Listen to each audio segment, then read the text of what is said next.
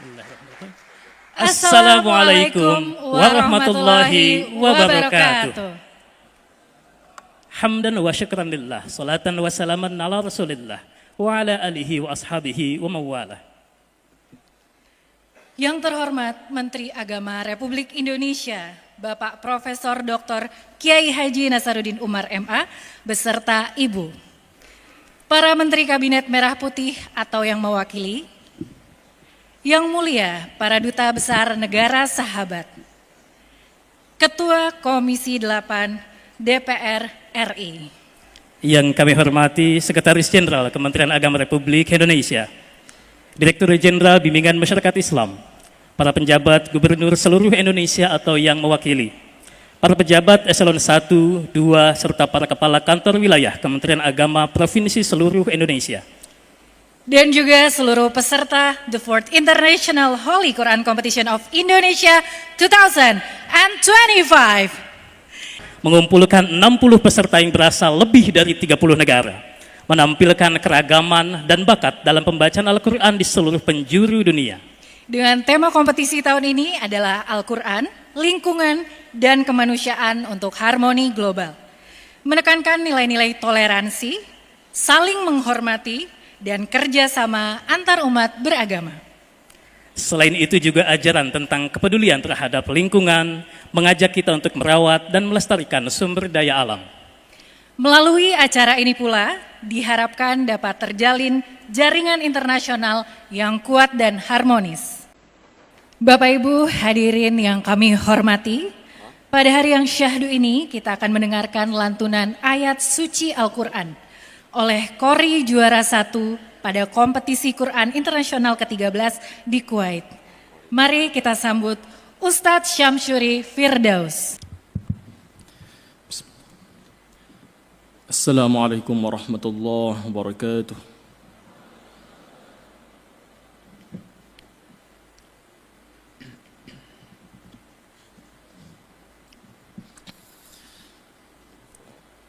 أعوذ بالله من الشيطان الرجيم.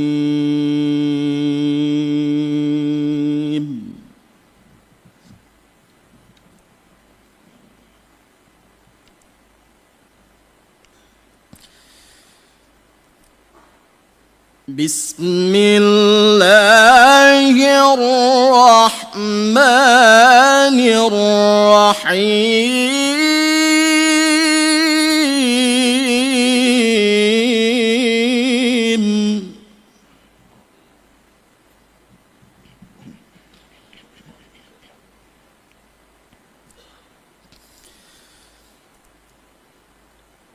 الملك يومئذ الحق للرحمن وكان يوما على الكافرين عسيرا.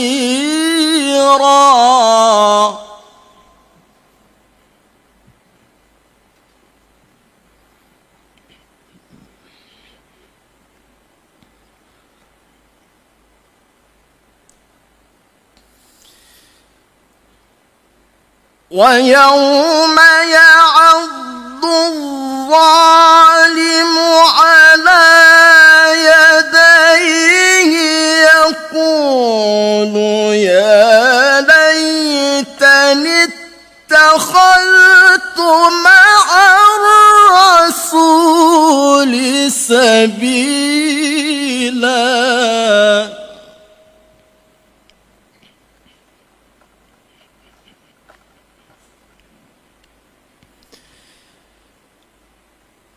يا ويلتى ليتني لم أتخذ فلانا خليلا.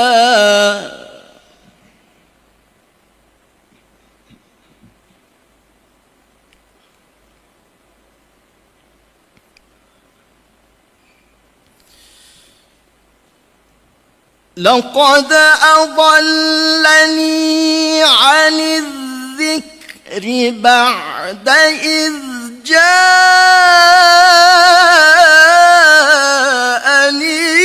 وكان الشيطان للإنسان خذولا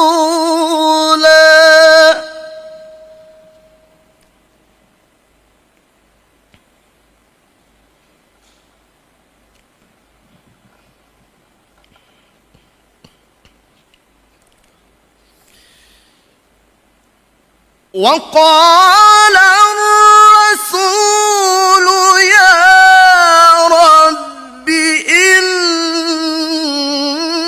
قومي اتخذوا هذا القرآن مهجورا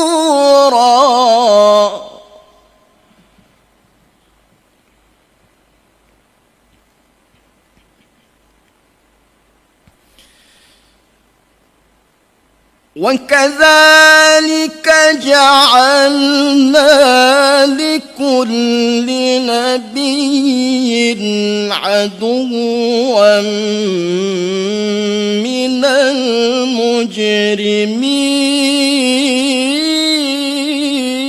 المجرمين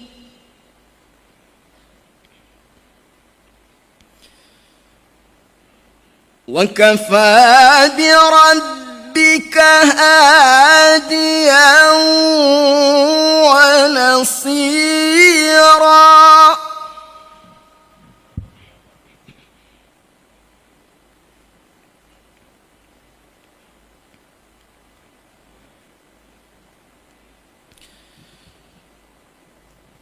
وقال الذين كفروا لولا نزل عليه القرآن جملة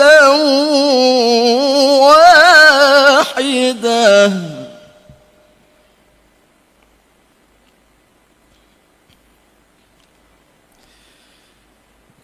كذلك لنثبت به فؤادك ورتلناه ترتيلا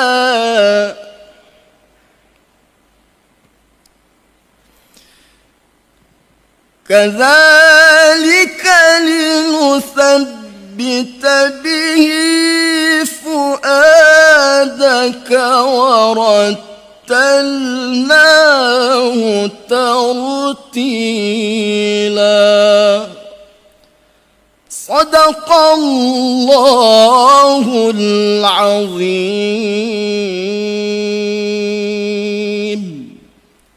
السلام عليكم ورحمة الله وبركاته.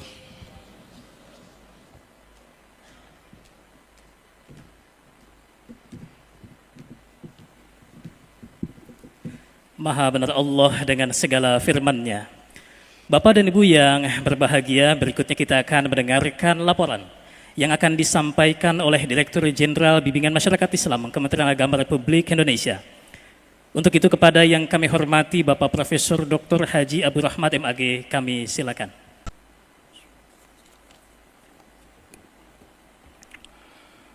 Assalamualaikum warahmatullahi wabarakatuh. Selamat siang menjelang sore, salam sejahtera untuk kita semua. Bismillahirrahmanirrahim. Alhamdulillahi wa kafa. Wassalatu wassalamu ala sayyidina Muhammadin al-Mustafa wa alihi wa ashabihi ahlil wafa. Asyhadu an la ilaha illallah wahdahu la syarikalah wa asyhadu anna Muhammadan abduhu wa rasuluh. Amma ba'du. Yang kami hormati, kami muliakan Bapak Menteri Agama Republik Indonesia, Bapak Profesor Dr. Kiai Haji Nasaruddin Umar MA, beserta Ibu. Yang kami hormati para duta besar atau yang mewakili dari negara-negara sahabat, Pak Sekjen Kementerian Agama Republik Indonesia, Prof. Kamarudin Amin, beserta seluruh jajaran Eselon 1 Kementerian Agama, Bapak Kepala BPKH,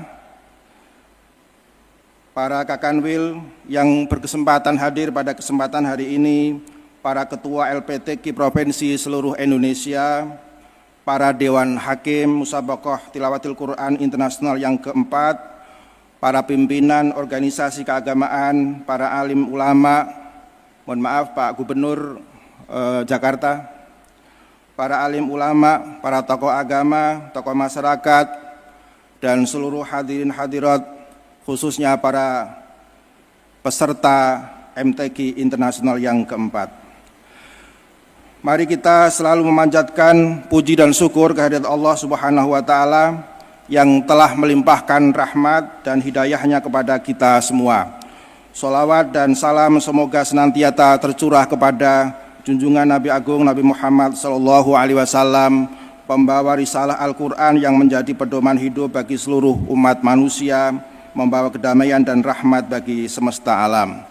Bapak Menteri Agama yang kami hormati, Bapak Ibu hadirin yang dirahmati Allah, hari ini dengan penuh rasa syukur kita berkumpul dalam acara pembukaan Musabaqah Tilawatil Quran Internasional keempat tahun 2025 di Jakarta.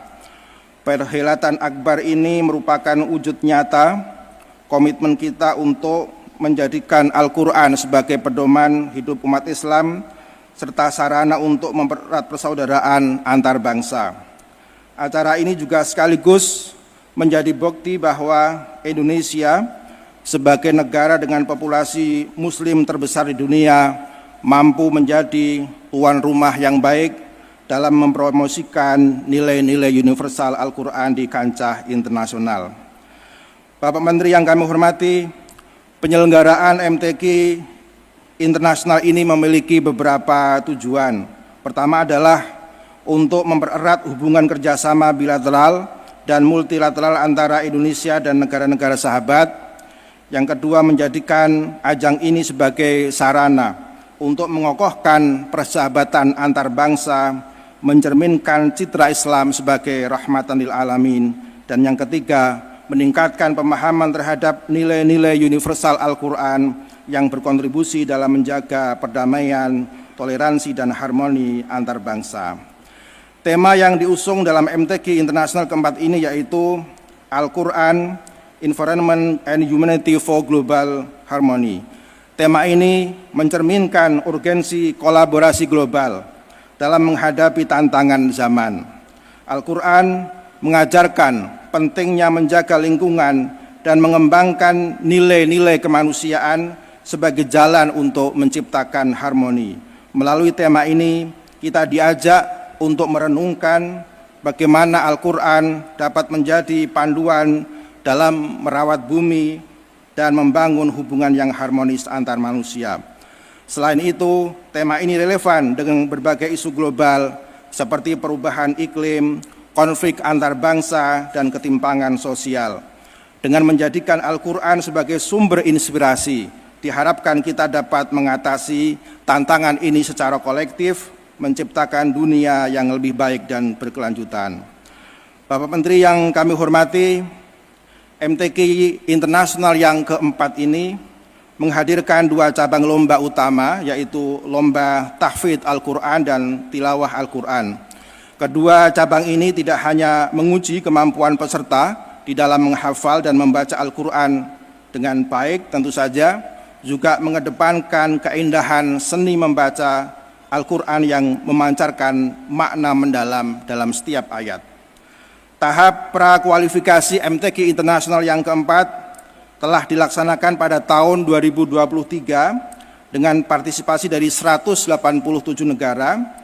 Dari jumlah tersebut sebanyak 60 peserta berhasil lolos ke babak grand final hari ini, terdiri dari 38 peserta yang berasal dari 4 benua. Kategori peserta diantaranya adalah 17 peserta cabang tilawah putra, 7 peserta cabang tilawah putri, 19 peserta cabang tahfidz putra, dan 17 peserta cabang tahfidz putri. Dengan total Dewan Hakim pada MTQ Internasional kali ini sebanyak 22 orang Dewan Hakim yang sangat berkompeten di bidangnya. Bapak Menteri yang kami hormati, Kami berharap MTQ Internasional keempat ini tidak hanya menjadi ajang kompetisi, tetapi juga menjadi momentum untuk menyebarluaskan nilai-nilai Al-Quran di tengah masyarakat global. Semoga kegiatan ini dapat menginspirasi semua pihak untuk terus mendalami dan mengamalkan ajaran Al-Quran dalam kehidupan sehari-hari. Pada waktunya nanti, mohon Pak Menteri untuk membuka acara MTQ Internasional keempat ini secara resmi. Demikian yang dapat kami laporkan. Terima kasih atas dukungan semua pihak dan yang telah mensukseskan penyelenggaraan acara ini dengan sebaik-baiknya. Semoga Allah Subhanahu wa taala meridhoi setiap langkah kita dan memberkahi upaya kita dalam menyemarakkan syiar Islam. Wabillahi taufik wal hidayah. Wassalamualaikum warahmatullahi wabarakatuh.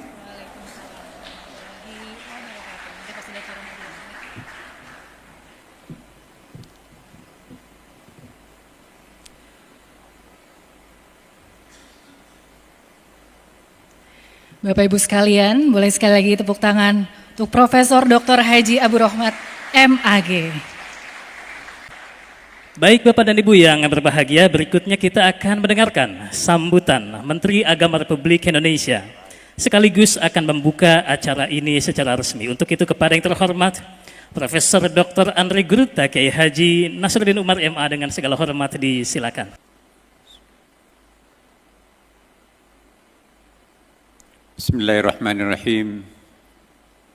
Assalamualaikum warahmatullahi wabarakatuh. Selamat siang dan salam sejahtera untuk kita semuanya. Salam, Om Swastiastu, Namo Buddhaya, salam kebajikan. Alhamdulillah. Alhamdulillahilladzi 'allama bil qalam. 'Allamal insana ma lam ya'lam. Walhamdulillahilladzi hadana li hadza wa ma kunna linahtadiya laula an hadana Allah. Asyhadu an la ilaha illallah wa asyhadu anna Muhammadan 'abduhu wa rasuluhu. Shahibul burhan. Allahumma salli wa sallim ala sayyidina wa habibina Muhammadin sallallahu alaihi wasallam. Amma ba'd. Yang saya hormati para menteri Kabinet Merah Putih atau yang mewakili, yang sama-sama kita muliakan para duta besar negara sahabat, Your Excellency, thank you very much for you join us here. Yang saya hormati Sekjen Kementerian Agama Republik Indonesia, yang terhormat Dirjen Bimas Islam Kementerian Agama Republik Indonesia, beserta seluruh pejabat eselon 1 dan 2, dan juga yang saya hormati para Kakanwil yang hadir pada kesempatan ini. Tentu yang kita sama-sama juga hormati adalah PJ Gubernur Provinsi DKI Jakarta,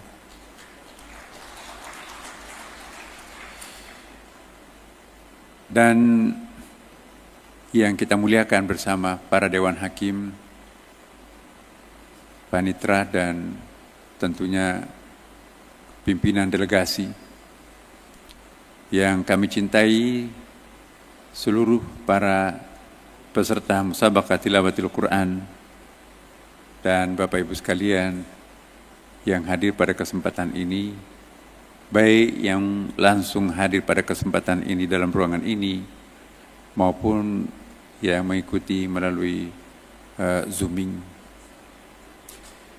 Pertama-tama kita bersyukur kehadirat Allah Subhanahu wa taala karena kita bisa menyaksikan langsung penyelenggaraan Musabaqah Tilawatil Quran tingkat internasional yang keempat yang kita laksanakan di tempat ini. Musabaqah Tilawatil Quran tentu bukan hanya kita memperlombakan seni bacanya, tetapi ini salah satu bentuk manifestasi kecintaan kita terhadap kitab suci ini. Kenapa begitu kita mencintai Al-Quran? Karena kita tahu bahwa Al-Quran itu adalah kalamullah, firman Allah Subhanahu wa ta'ala. Al-Quran ini adalah mampu mencerahkan masyarakat tempat turunnya Al-Quran pada waktu itu sangat primitif. Ya. Kebanyakannya masih buta aksara. Ya, buta huruf. Bagaimana mungkin masyarakat yang sangat terkebelakang pada waktu itu mampu mendapatkan kepuasan yang luar biasa terhadap petunjuk Al-Quran. Dan juga sampai kita sekarang ini masyarakat yang sering disimbolkan sebagai masyarakat yang artificial intelligence juga luar biasa ketakjubannya terhadap Al-Quran. Jadi semua etnik, semua zaman sangat mengagumi Al-Quran. Inilah salah satu bukti kemujizatan Al-Quran. Beberapa waktu yang lalu juga salah satu majalah perbukuan di Amerika mencatat bahwa penerbitan yang paling laku di seluruh Amerika, tidak ada penerbitan yang mampu menandingi penerbitan Al-Quran. Ya, bahkan dibandingkan novel di Da Vinci Code yang pernah fenomenal, 1 tahun terjual 5 juta eksemplar, tapi itu pun juga belum mampu menyaingi oplah penjualan Al-Quran. Dan ternyata bukan hanya di Amerika, tapi juga di negara-negara Eropa. Belum ada yang bisa menandingi oplah penjualan Al-Quran. Ini artinya apa? Bahwa Al-Quran itu menjadi pusat perhatian. Bukan hanya oleh para seniman, bukan hanya para politisi, bukan hanya para ahli agama, tapi juga para saintis terutama yang sekarang ini banyak mengkaji, mendalami Al-Quran. Semakin dikaji, semakin bermunculan rahasia-rahasia ajaib kedahsyatan Al-Quran itu sendiri. Dan kita juga faham bahwa Al-Quran itu bukan hanya petunjuk umat Islam saja, tapi juga rahmatan lil alamin. Bahkan rahmatan lil alamin jama'. Kalau ada alam yang selain alam yang kita kenal, itu pun juga Quran menjadi petunjuk di sana itu. Memang tantangan Al-Quran, dan ini merupakan tantangan kita juga, ya, bagaimana mengartikulasikan nilai-nilai Al-Quran itu di dalam masyarakat modern, terutama dalam masyarakat yang kita kenal sekarang ini sebagai era post-truth. Apa yang dimaksud era post-truth ini? Ketika nilai-nilai kebenaran itu tidak lagi bersandar kepada sebuah teks suci, termasuk Al-Quran, tetapi juga ada otoritas tertentu di lain teks suci itu yang ikut juga cawe-cawe ingin menentukan kebenaran itu sendiri. Nah, disinilah tantangan kita. Bagaimana tetap mengunggulkan Al-Quran sebagai sumber tata nilai yang membimbing kehidupan kita di dalam masyarakat seperti ini. Bapak Ibu sekalian, di seluruh dunia, termasuk dunia Islam, urusan musabaqah tilawatil Quran belum ada yang bisa menyamai Indonesia.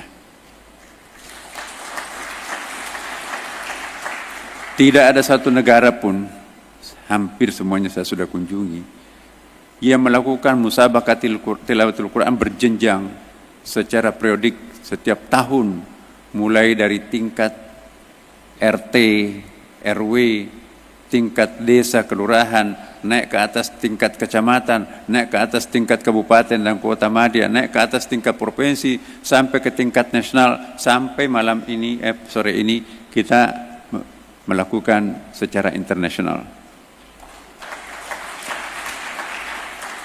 Makanya itu wajar kalau para utusan MTQ internasional kita umumnya didominasi juaranya itu oleh peserta kita dari Indonesia.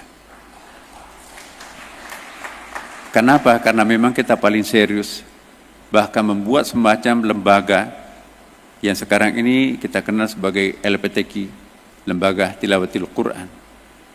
Ya.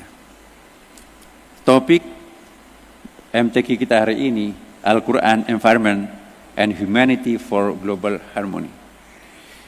Ini saya kira suatu tantangan, ya, bahwa mari kita buktikan Al-Quran ini adalah salah satu kitab yang menekankan betapa pelestarian lingkungan itu suatu keharusan. Kita buktikan berbeda dengan apa yang pernah tahun lalu ada yang menuding bahwa Abrahamic Religion book, jadi buku-buku kitab-kitab suci seperti Taurat, Injil, Zabur, Quran itu dituding sebagai salah satu faktor yang memicu kerusakan lingkungan. Sehingga kami berkumpul di New York pada waktu itu, saya mewakili umat Islam untuk membantah NGO yang ada di Amerika mengatakan ayat-ayat yang ada di dalam Bible seperti dalam kitab Mazmur yang menunjuk manusia sebagai raja penguasa alam semesta. Di dalam kitab Genesis Perjanjian Lama juga kitab Yahudi di situ juga menunjuk manusia itu sebagai penguasa alam semesta. Dalam Al-Quran juga ada ini ja'ilun fil ardi khalifah, menunjuk manusia itu sebagai khalifah. Dan ada ayatnya wasakhkhara lakum ma fis samawati wa ma fil ardh, kami tundukkan apa yang ada di langit dan di bumi. Nah, ini yang dianggap dalil untuk mengeksploitasi alam melampaui daya dukungnya. Kalau memotong ayat-ayat seperti itu memang iya, tetapi kita harus membaca Al-Quran itu secara komprehensif, bahwa banyak sekali ayat-ayat Al-Quran meskipun manusia sebagai khalifah, meskipun ditundukkan, ditaskhirkan untuk manusia, tetapi kita tidak boleh melampaui batas. Wala tusrifu daral fasadi fil barri wal bahr bima kasabat aydin nas. Jadi jika kita ingin melihat bumi ini langgeng, maka kita harus merawatnya. Itu message-nya Al-Quran. Karena itu di dalam pandangan Al-Quran inilah yang perlu kita eksploitasi di dalam kandungan-kandungan Al-Quran, bahwa Al-Quran sejak awal memperkenalkan bahwa sebetulnya tidak ada benda mati dalam kamus Al-Quran. Wa in min syai'in illa yusabbih bihamdihi walakin la ta'lamuna tasbihahum. Semuanya bertasbih. Ma makna tasbih? At-tasbih bimana at-tansih. At-tansih artinya memuji, mencintai. Tidak mungkin sesuatu itu bisa mencinta tanpa emosi. Jika segala sesuatu itu memuji Allah, berarti segala sesuatu itu juga punya emosi. Dan dengan demikian, segala benda-benda alam yang ada di muka bumi maupun yang tidak terlihat, itu semuanya punya emosi. Al-Quran memperkenalkan kita seperti itu. Tidak ada benda mati. Makanya itu, kita diminta untuk bersahabat dengan alam semesta, bukan diminta untuk menaklukkan, menjinakkan, membinasakan, merusak alam semesta. Ini yang perlu kita perbaiki cara pandang kita terhadap alam. Alam itu adalah partner kita. Bukan objek semata, tetapi itu sekaligus menjadi subjek. Definisi masyarakat modern, seolah-olah manusia itu bukan alam. Yang alam itu segala sesuatu selain manusia itu adalah alam. Inilah filsafat yang menyebabkan kerusakan alam.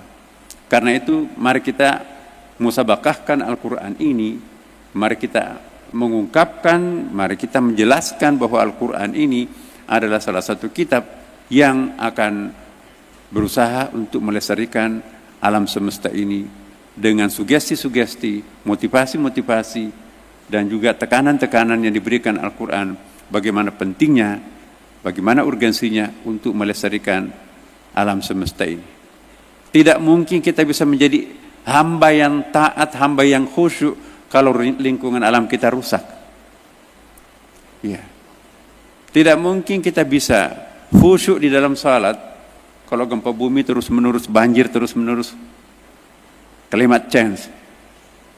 Jadi sarana untuk menciptakan ketenangan menjadi abid di muka bumi ini adalah harus kita menjadi khalifah yang sukses menata alam semesta ini.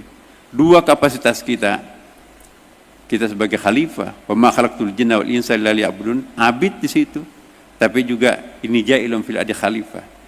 Tidak mungkin bisa menjadi khalifah yang sukses kalau kita tidak beribadah dengan baik, dan tidak mungkin kita beribadah dengan baik kalau rusak alam ini di sekitar kita.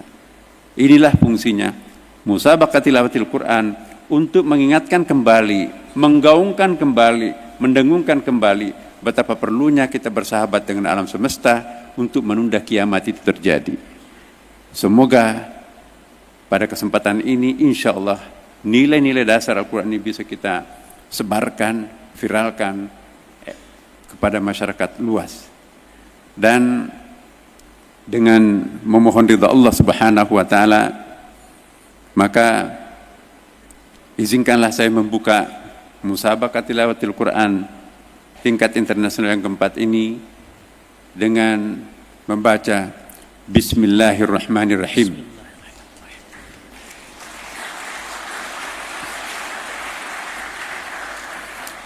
Terima kasih. Allahumma fiq li aqwamit thariq. Wassalamualaikum warahmatullahi wabarakatuh.